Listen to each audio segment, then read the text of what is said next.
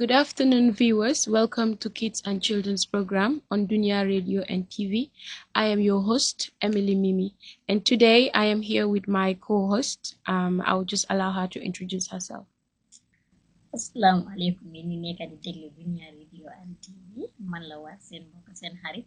Aïssatou Dieye dellusiwaat ak yéen fii nii si seen programme yi xale jërë ngeen jëf. Thank you, Aïssatou, and thank you very much for joining me today. So today we'll be talking about should kids really have a phone? Should kids own a phone? Ndax xale war na moo am mobile si jamono buñ tollu nii. So dinaa la bàyyi nga sànni tuuti kàddu and then continue waxtaan bi. Ok jërëjëf Emily si laajte boobu noonu it depends dafa dépendre si nit bi parce que léegi xale ñu bëri xale yi maanaam jikko yi duñ benn am na xale yoo xam ne soo leen joxee mobile they can make best use of it waaye am na ñoo xam ne tamit soo leen joxee mobile dañ koy use si another way around maanaam dafa yaaxa gaye daal so the best thing lu may wax ne waaw xale doo mën na am fu su fekkee ne xale bi daf ko use loo xam ne la lu important la maanaam si wàllum jàng because sometimes tamit soo amee phone daf la dee mën a dimbali si lu bëri si wàllum jàng mel ni like sa assignment yi am ngay def tamit lot of research soo amee phone tamit si wàllum jàng bi but in the other way around so am na yeneen xale yoo xam ne soo leen joxee phone dañuy nekk si internet bi TikTok bi di seetaan loo xam ne warut leen loo xam ne sax sometimes mag yi ñoo ko dee seetaan gis nga phone xale mën na ko use mën na ko use ba dafa dépendre si nit ki noo ko dee use because léegi si jamono buñ nekk nii internet bi mën na wax ni daal is doing more harm than good because léegi gis ne internet bi lu bëri dafa dee mën a xew saaga wante niiroo bi xëccoo wante bi all sort of things loo xam ne moom fay xew jamono ji nii is too much te mën na yaaxa xale te xale dañ dee jël loolu something like ne maybe lii dafa baax si ñun fekk baaxu si ñoom te ñoom xamuñ so the best thing li ñuy wax mooy daal let parents ñu monitor seen xale yi suñ leen di phone tamit. Exactly. Thank you very much, Aisatu. Like she was saying,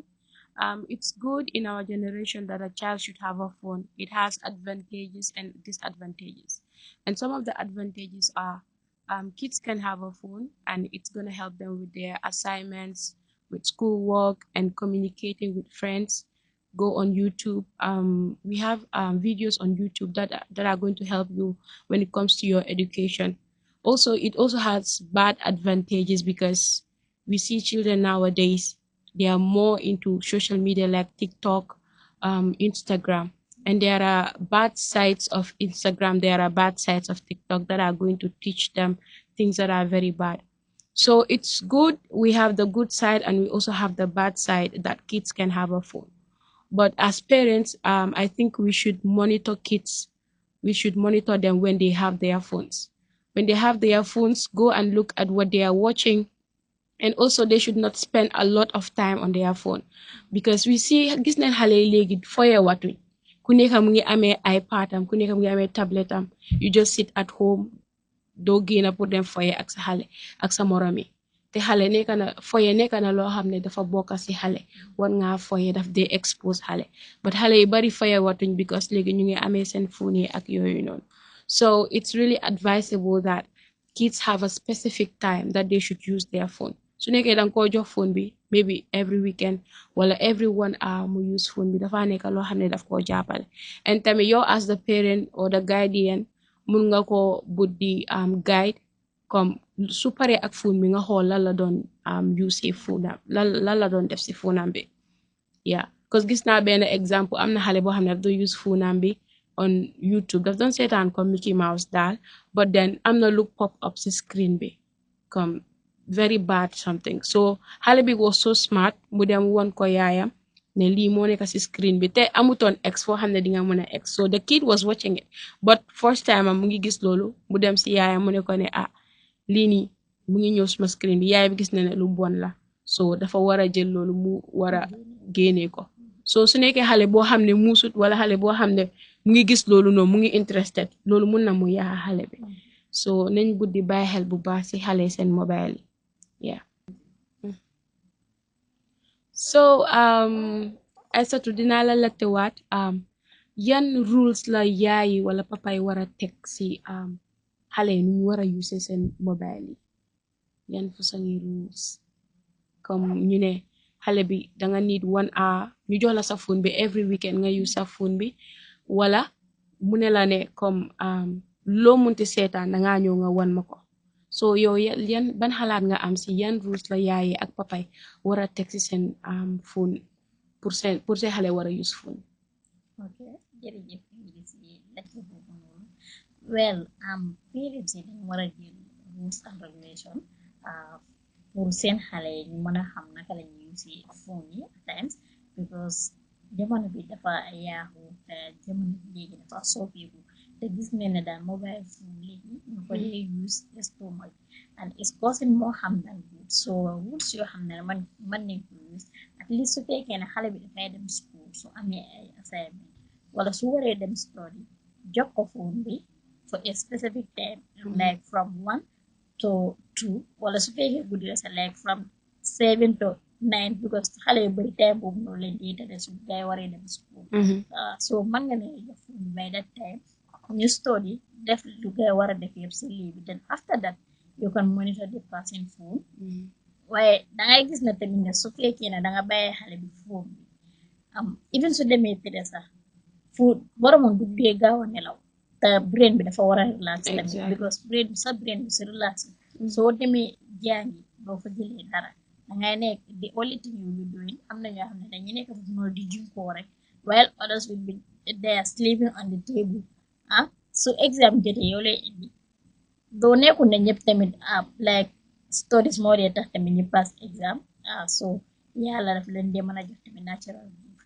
I'm not saying ne guy buñ study but study tamit dafa baax at least now daf lay dimbale nga recap lu bëri loo jota def te tamit mobile phone yi tamit soo ko jeexale xam nga sometimes am na syllabus yoo xam ne doo ko dee jàng si school bi so man ngay jàng all those things yoo xam ne jànguloo ko foofu noonu man nga koy jàng man na lay xam loo foofu noonu waaye na defal borom specific time boo xam ne dafay use phone bi weekends maybe Friday su jotee man ngaa jël sa xale bi phone bi ba Sunday nga jël ko si loxoom bi because tamit time is school la you have to be prepared sa xale bi danga ko war a prepared well prepared pour mu dem school ba pare si jamono soma bu nekk fii nii I will advise parents ñu bàyyi seen xel bu baax si seen xale yi because time bii nii tamit gis nañ lu bari daf dee mën a xappun xale yu bari dañ dee mën a yaaxu si time bii nii because a lot of things moo dee xappun fii nii dangay dem si bis seen wala nga dem programme fii nga gis sa morom def lii ne yow tamit nga ne xaaral ma def ko nga foog ne du la yaaxal dara while at the end of the day lu jig kii ni yow lu jig xëj na man jigut ma lu jig Khadija xëj na du jig Faatu tamit so loolu yëpp dafa nekk loo xam ne lu jara bàyyi xel la ñu bàyyi toppandoor parce que toppandoor tamit baaxul bu gis sa xarit def nii yow tamit nga def ko te suñu génn tamit nañ bàyyi xel bu baax a baax ñuy tàggu seen parents yi ñuy tàggu seen parents yi because at the end of the day du la mëntu jot foofu noonu at least neen xam ne sa parents ñoo la bàyyi nga dem foofu noonu waaye at the end of the day soo tàggu di du la mëntu dal foofu noonu yow yaa ko indi sa bopp te sa parents yi sax mën nañ lay bàyyi si kaw loolu so axi waajur dafa nekk loo xam ne is very important si nit kon lu jara bàyyi xel la jërëjëf Aysatu kon ni ngeen ko déggee parents and guardians watching it's really good that you set up a rule for your kids phone like for example comme Aïcha num ko waxee set up a time boo xamante ne xale bi dafa use phone bi and also the other thing that I want to add is make sure nga wax xale bi lépp lu munti gis ci mobile bi loo xam ne musu koo gis loo xam ne nekk na loo xam ne is scary na ñëw mu won la ko na dem ci guardian na dem ci mag boo xamante na ko won kooku mun na koo xelal and also the other thing na parents yi di advice xale yi ne buñ di waxtaan ak strangers on phone because on TikTok danga dee mun a message ak nit ki danga ko dee mun a call danga ko dee mun a send voice message and on Instagram nit daf la dee mun a call so mun na am xale baa amee phone bi and gis nañ léegi góor yi moom ngeen baalal ma waaye góor yi bon yi bari neen si dëkk bi léegi mun na ñëw call xale bi video call and then do certain things wala ñu call la di la direct nga def things yoo xamante ne waruloo koo def kon nañ bàyyi xel bu baax a baax si xale yi ñu yorewee phone xale pour mu amee phone loolu noonu nekkut lu bon waaye num ko usee ak parent bi num ko guidee moo nekk lu am solo. The end of the program because time buñ desee bariwut so dinaa bàyyi Aysatu mu tàggatoo and then ñu end the program. ok jërëjëf Emily si kàddu bu rafet bi ak invite bi ma invite bi tey pour waxtaan ak askan bi waxtaan ak xale yi suma last kàddu bu may advice rek bu may tëjee moo nekk ni nañ bàyyi daal suñ xel si seen xale yi parce que xale moo nekk magu ëllëg xale moo nekk magu suba xale daal mën naa wax na daal xale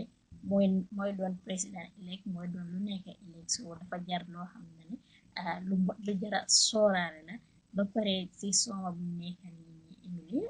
damay advice ko parents yi bàyyi xel seen doom yi because big bi right now is so dangerous am na ñoo xam ne lu bëri mu ngi xapuñ foofu noonu ba pare suñ demee si big bi let us be mindful bu baax a baax buñ dugga si géej bi dem sangu foofu noonu because léegi ñu bëri ñu ngi des foofu noonu te all that thing lu ko nekk di cause moo nekk rek bàyyi xel bi tamit like concentration bi si xale is dafa overla laaj tamit so loolu yëpp lu jara bàyyi xel bi ak solin bi tamit suñuy génn nañ try ñu sol loo xam ne rek is very good loo xam ne ne masha Allah suñ ko solee duñ attract kenn dineen mel liñ mar a mel te ku ñu gis tamit dinañu naw ak si jigéen jërëjëf